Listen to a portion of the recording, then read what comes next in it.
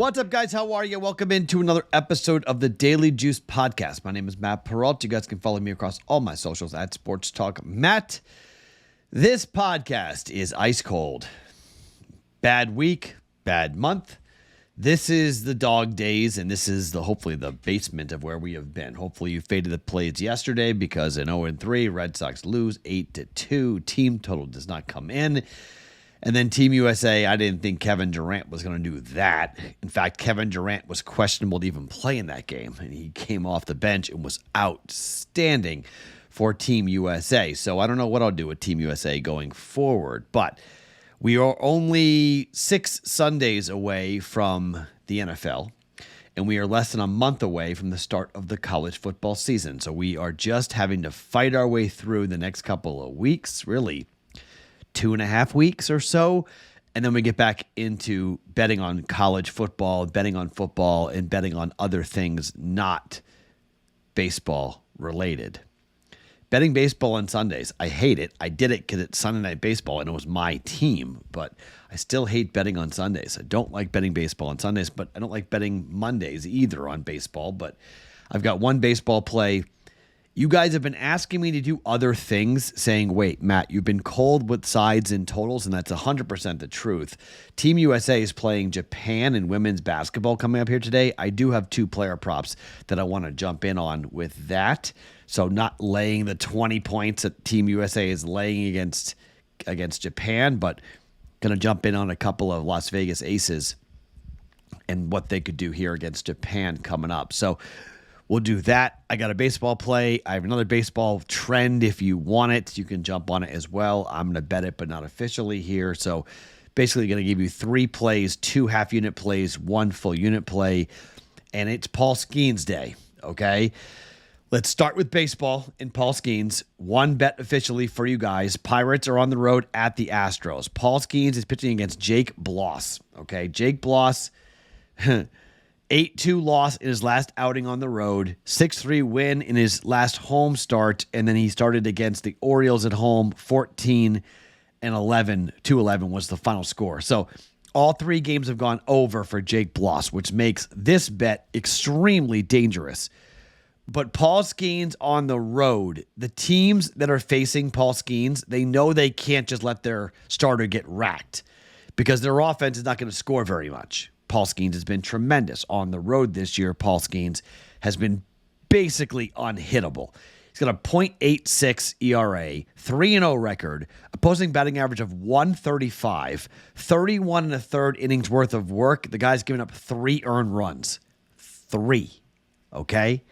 So the question comes down to is whether or not you want to bet team total under for the Astros, which you absolutely can do. But the problem is the bullpen stinks. Now, the last time that we saw Paul Skeens, he went 8 1/3. So the team might be saying, look, we're not going to risk it here. We're going to let Paul Skeens go. We're not going to have him on a pitch count. We're going to let him get after it.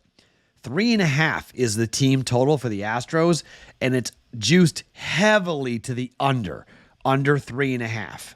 Now, that's a fine play, but I don't want to lay minus 158 juice on an under 3.5 team total. That's too expensive for me, but it tells you what the books think, right? 3 runs, 2 runs, basically, for the Astros.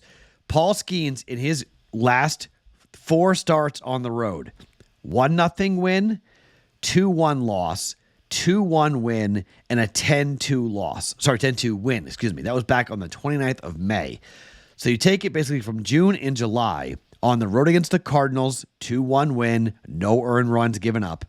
On the road against Atlanta, a 2-1 loss, 1 earned run given up in 6 innings.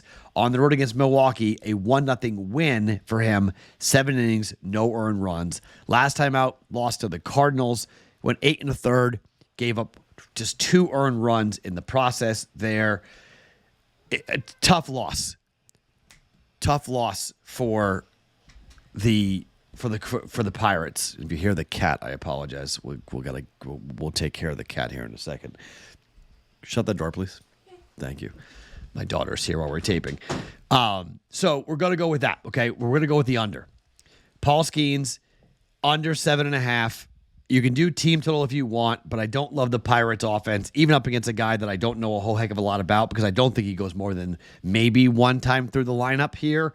And they go into the bullpen for the Astros. The Astros on the year are 59, 42, and 4 to the under. Okay. They're hitting it at nearly a 60% clip this year, going to the under at 58.4% of the time, coming in with the under. Only the Braves are a bigger under team this season than the Houston Astros. I mean, at home this year, the Astros are a team that they just road or home, they don't score a whole heck of a lot. They're a little bit better at home. They're 28, 21, and 3 to the under at home this year. That's 57.1% there. On the road for the Pirates, they're also a team that, 26, 25, and 2 to the under. So 51% of the time, or 49% of the time, go into the under. So they're a team that I also say, okay, with Keynes on the mound, low scoring game, under 7.5. It's not expensive to jump in on the under here. Under 115, minus 115, under 7.5. Pirates and the Astros at minus 115. Now, if you want some extra action, this is not my play. I may make it, I may not, but the White Sox are 0-12 on Mondays this year. White Sox have, Chris Flexen on the mound. Marsh going to the hill for the Royals. Royals are laying minus 164 on the run line. On the money line, rather. They're even money on the run line. I don't mind a Royals run line bet. I don't mind a Royals money line play, but I'm not going to jump in and touch that to how expensive we're gonna jump in here with the under. You can take that if you want. Run line, if you want to bet Royals, if you want some extra there, or just money line Royals against the White Sox here on a Monday, you can jump on that if you would like. Okay, to Olympic basketball. The women's national team for Team USA, they're taking on Japan. A'ja Wilson is going to try to score a ton of points here. There's a rumor that A'ja Wilson wants to try to set the single tournament scoring record for anyone. Team USA, they're laying 20, 19.5 or 20. Do I want to lay that? No. Do I want to touch a total in women's basketball right now? No. So I have two prop bets for you. A'ja Wilson, she came in averaging in the 2021 when she played it wasn't the Olympics in 2021. She played in the Tokyo Games in 2021. She averaged 16.5 points and 7.3 points per game, or rebounds per game. Okay, that's pretty good. A'ja Wilson scored 19 points and grabbed 14 boards in just 25 minutes of action against Germany in the last tune-up game for Team USA. This is a team that wants to run through this tournament, and I think they're going to be overpowering to anybody that they face. Numbers big, though. I don't want to lay 20 points with anybody here. Instead, I think A'ja Wilson has a monster breakout first game. I'm betting over 20.5 points for A'ja Wilson at minus 113 to get her to go absolutely crazy here and go off. I think she has a double-double. I think she could have 20 and 15 or 25 and 10, somewhere in that type of range, somewhere in between there. I do think she scores over 20 points, though, and I think that she'll wind up getting over 10.5 rebounds as well. You can bet both those props if you want. I like the points more because I think she's going to try to score a ton of points here in this tournament and really send a message to everybody. She's got shooters, so you can't double the post like they do in the WNBA.